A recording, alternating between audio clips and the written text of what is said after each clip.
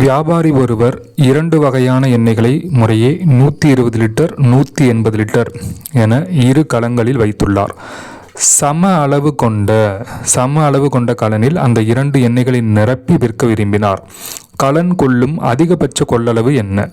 இந்த சம அளவு கொண்ட அல்லது சமமான அந்த மாதிரியான வார்த்தைகள் கொடுத்துட்டாவே நம்ம கண்டுபிடிக்க வேண்டியது மீ பேவா, அதாவது ஹெச்சிஎஃப் கண்டுபிடிக்கணும்.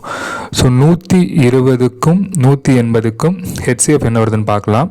ஸோ 2ஆல் போடலாம். 6 2 12 0, 9 2 18 0, திருப்பியும் 2ஆல் போடலாம். 3 2 6 0, 4 2 8, அடுத்தது 2 10, திருப்பி இதை 3ஆல் போடலாம். 10 3 30, 1 3 3, 3 15, திருப்பி இதை 5ஆல் போடலாம். 2 10, 3 15, இதுக்கு மேலே வராது.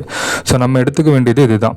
So 2 × 2 × 3 × 5, so 2 2 4, 4 3 12, 12 5 60.